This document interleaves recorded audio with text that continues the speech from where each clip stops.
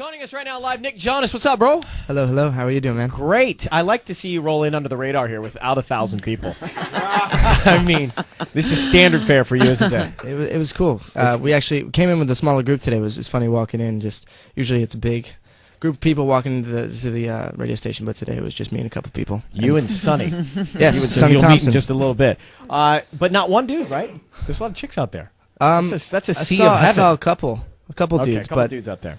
A lot of girls. Hey, let's talk about what you're doing. Nick Jonas and his solo project. Does this mean it's the end of the Jonas Brothers? Absolutely not. This is a side project, something that my brother's blessed let me go do in this time that we had off, and it was an amazing thing being able to go to Nashville with some guys who I really admire musically and making a record that left proud with, and just so excited that it's all premiering now, and I've got the support of the fans and my brothers. Let me go back 10 years ago. Let's just say in your head, 10, 8, 7 years ago in your head. Was, in your mind, the plan to do this? I don't know. I think that, the Jonas Brothers kind of started off with me doing a solo project with Columbia Records, and then once we wrote a song together, it kind of formed into the group, and that's where we felt most confident and most secure together. So I think the thought of maybe doing something on my own, breaking out at some point was there, but it would have to be the right time. And this slot, this 2 weeks back in April, where we all kind of went and did things that were on our hearts, it came up, and it was crazy how it all worked out, especially now with the timing with the performance last night and the single drop, and it feels like the right time. When you're going to ask somebody out, or even when you're going to break up with somebody, you rehearse that conversation in your head several times. What was the conversation like that you had with your brothers, and how many different times did you go through it in your head when you said, I want to do this now, I want to do it now? I wouldn't compare it to a breakup. Or even a get-together. But you know what I mean? Like those important conversations in life you think about, and you wonder, okay, is it tomorrow, or should I wait a week? What was the conversation like? The surprising thing was that when I talked to them individually, and they were both so supportive from step one. I said, guys, I've got some songs that are on my heart that I've been writing that stylistically aren't necessarily right for the Jonas Brothers sound, but I feel like this is something that if I have your blessing, I'd love to go do. And I think both of them, basically what they said was, look, Nick, we know who you are, we know where your head's at and what you want to do, and they said, go do it. We can't wait to hear it. And these songs, you've got, 3 years of songs that you were year after year after year, you're writing different songs, solo songs. Yeah, we've written a lot of songs as the brothers, and sometimes there are songs that come up that are a little different than our sound. And some of these songs were like that. It goes back to about a year. About a year.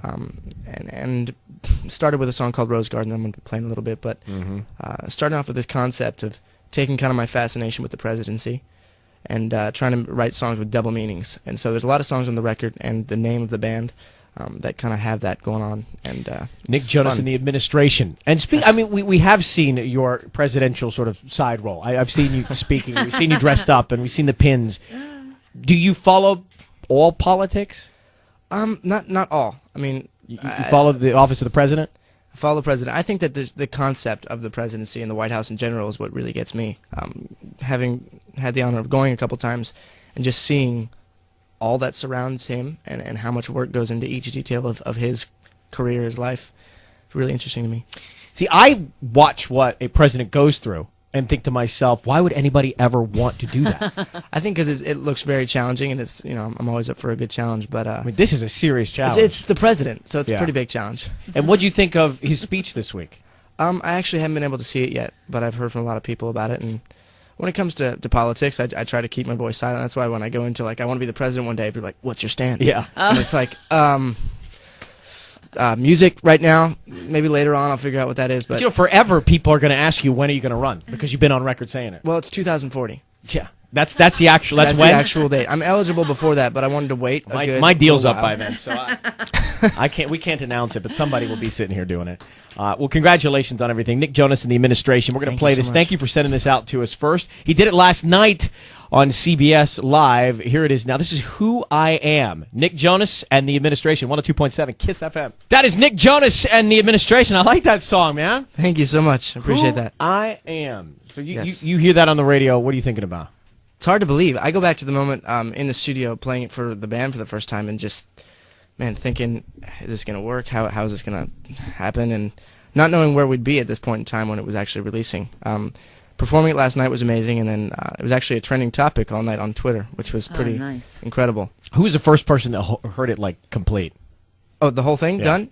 Well, it was probably us in the studio, but I mean, once we got back, I went back to Texas, home for a couple days, and played it for the family. So I think my grandparents were there too. My grandfather was there in the studio with me when it happened, and it was cool. Exciting stuff, man. Thank you. He's going on tour, kicking off January 2nd, so right after the break. Right after the break. So we go down for the holidays and take some time then, and then January 2nd, head out. And the first couple tickets for the pre-sale, fan club pre-sale, went up and did well, which was a relief. I mean, with this whole project, I wasn't sure what to expect. Obviously going into it, you hope that it's going to be good and the response will be good, but you never know, especially with kind of breaking out and doing something different than your usual stuff. But to see the response from the amazing fans and just from everyone has been great so far. Well, you look back at, I'm trying to think of a group or an artist that's done this. If you take the Black Eyed Peas and Fergie, I mean, look at that model. Exactly. It works, and everyone seems to be fine with it. I mean, definitely look up to them. They killed it last night at the Grammys. No, I saw that. And they've been cool to us every time that we've seen them. And I think going into it, that was kind of the best reference I could give. There's a couple other artists. Albert Hammond Jr. is the guitar player for the Strokes. He did something like this, and it's similar. I think that they can coexist, and they will. And we got a lot coming up as the Jonas Brothers next year, and we've got a lot coming up with this as well. All right, and coming up next right here, you're going to do something live. I see I got to talk about Sonny's hair. And we got to send a picture of this out. Sonny has the biggest mop I've ever seen on his head. Dude. So tell us who you brought with you and what you're going to do next. This is Sonny Thompson. He plays guitar in the administration. Played with If Prince. that's our administration, we got a new future ahead of us. Yes. He looks relaxed. It's freedom of the dude. It's fun, though. We're having a good time, and I'm playing with a lot of guys that I admire musically and who have played with guys that I admire, and so I'm learning a lot from them, and we're just out here jamming together. All right, Nick, coming up live right here next. He will perform. Heather, how are you? I'm good. How are you? Good, thank you. Congratulations. We've got a pair of Jingle Ball tickets for you. It's sold out. You're in this Saturday, the Nokia Theater, LA Live, plus the Seacrest holiday must-have present, the HP Mini 110 laptop by Studio Tord Bunchi. Slim, lightweight enough to fit into a Merce or a small bag. Nice. I've got one of those. I saw in London. Hang on. Oh, my goodness. Let's bounce to Newport Beach for a second. Good morning. Who is this? This is Liza from OSHA. What up, Liza?